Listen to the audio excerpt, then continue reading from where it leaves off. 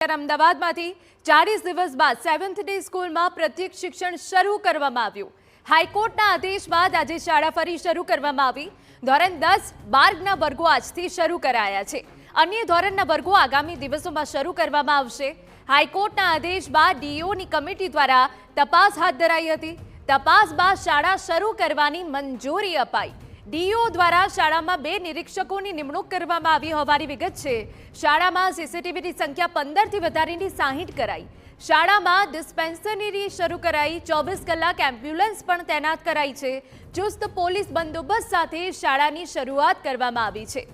ઉલ્લેખનીય છે કે 7th ડે સ્કૂલમાં 10મા ધોરણના વિદ્યાર્થી નયનની હત્યા બાદ શાળામાં તોડફોડની ઘટના ઘટી હતી। તે બાદથી 7th ડે સ્કૂલમાં પ્રત્યક્ષ શિક્ષણ બંધ હતું। જો કે હાઈકોર્ટના આદેશ બાદ બોર્ડના વિદ્યાર્થીઓ માટે આજે ફરી શાળા શરૂ કરવામાં આવી છે।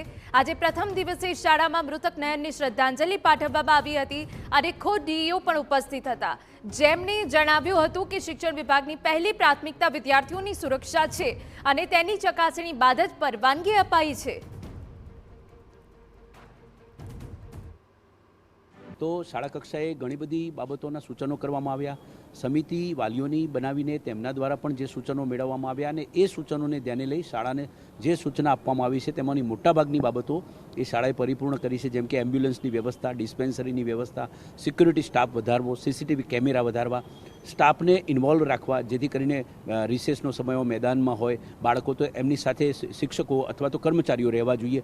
એ પ્રકારની સલામતીની તમામ વ્યવસ્થાઓ શાળા કક્ષાએ રાખી ભવિષ્યમાં આવી કોઈપણ પ્રકારની ઘટના ન બને તેની સંપૂર્ણ જવાબદારી શાળાની રહેશે। તે શરતે ધોરણ 10 અને 12ના બોર્ડના विद्यार्थियों होवाथी तेमनु प्रत्यक्ष शिक्षण आज थी शुरू करवामां आव्युं छे। डीओ सर खुद आए, एमएलए सर खुद आए, उनके ऑफिसर्स आए, तो इसके लिए हमें बहुत बहुत खुशी हो रही है। और प्रिंसिपल सर भी हमारे साथ है और उन्होंने पूरी सुविधा कर ली है। पूरी बच्चों की पूरी प्रोटेक्शन, सिक्योरिटी की पूरी इंतज़ाम किया हुआ है और सिक्योरिटी लोग आए हुए, पुलिस लोग आए हुए, सब कुछ आए हुए।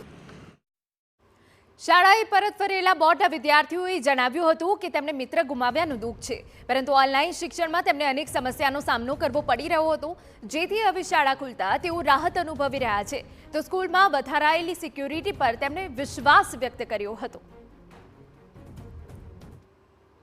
પાર નથી કરી શકતા, બટ અમે સિક્યુરિટી ચેકઅપ્સ ને સીસીટીવી ઇન્સ્ટોલેશન બધું બહુ પ્રિકોશન્સ સાથે સ્કૂલ ચાલુ કરી છે ફરી, અને બધા સ્ટુડન્ટ્સ બહુ જ રાજી છે, બહુ જ ખુશ છે કે સ્કૂલ પાછી ઓફલાઈન ચાલુ થઈ ગઈ। કારણ કે ઓનલાઈન વખતે જે હેરાન થતી હતી, જે 10thનું બોર્ડનું ટેન્શન થતું હતું બધા સ્ટુડન્ટ્સને, એ હવે નથી રહ્યું કે હા ભાઈ સ્કૂલ ચાલુ થઈ છે। બટ જે ઇન્સિડન્ટ થયો એનાથી અમારા દિલને એક દ્રવિત થયું છે કે હા આવું થયું છે। બટ સ્કૂલે જે સિક્યોરિટી વધારી છે એટલે અમને એક સેફટી છે કે હા ભાઈ અમે સેફ છે, એટલે અમને સ્કૂલમાં આવવાનું એક એક્સાઇટમેન્ટ છે કે બહુ ટાઈમ પછી પાછી સ્કૂલ ચાલુ થઈ છે। અને અમે 10thના સ્ટુડન્ટ્સ છે, અમારા બોર્ડ્સનું ચિંતા થાય છે, કેમ કે અમારે ઓનલાઈનમાં અમને બોર્ડ્સની ચિંતા થાય કે અમારા બોર્ડ્સમાં અમારે શું કરવાનું છે, અમારે ગાઈડન્સ ના મળે, એ ઓફલાઈન સ્કૂલ્સમાં જ મળે। એટલે અમને સારું લાગે છે કે સ્કૂલ્સ પાછી ચાલુ થઈ છે। આગામી દિવસોમાં શાળાના અન્ય વર્ગ પણ શરૂ કરવામાં આવશે। તો 7th ડે સ્કૂલે હજુ કેટલાક જરૂરી દસ્તાવેજો જમા કરાવવાના બાકી છે।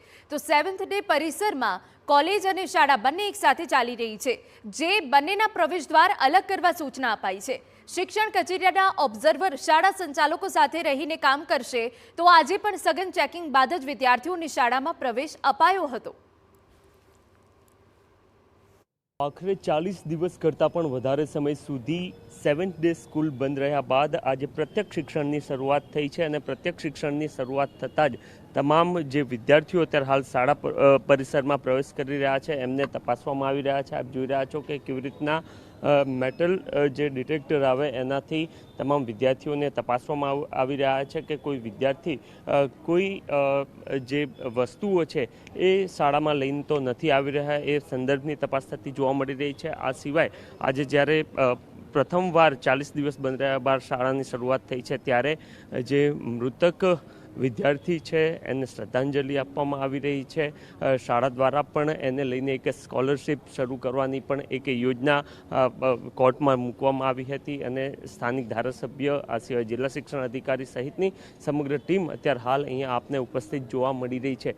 મહત્વની વાત એ છે કે શાળા શરૂ કરવા સંદર્ભની અંદર જ્યારે હાઈકોર્ટમાં સમગ્ર મેટર ગઈ હતી ત્યારે પણ કેટલીક બાબતો રજૂ કરવામાં આવી હતી, અને એમાં પણ એ સ્પષ્ટ સૂચના આપવામાં આવી હતી કે વિદ્યાર્થીઓની સુરક્ષા સુરક્ષા જે છે એ ખૂબ મહત્ત્વની છે અને એ બાબતમાં શાળા દ્વારા તમામ પગલાઓ ભરવામાં આવે, જેમાં CCTV, આ સિવાય સુરક્ષા એજન્સી, એ સિવાય કોલેજ અને શાળા બંનેના જે ગેટ છે એ અલગ અલગ રાખવા અને એ સહિતની તમામ બાબતો જે છે એ સંદર્ભની અંદર શાળા પ્રશાસન દ્વારા કોર્ટમાં બાહેધરી આપવામાં આવી હતી. ત્યારબાદ આખરે 40 દિવસના લાંબા ગાળા બાદ આજે 7th ડે સ્કૂલમાં પ્રત્યક્ષ શિક્ષણની શરૂઆત થઈ ચૂકી છે.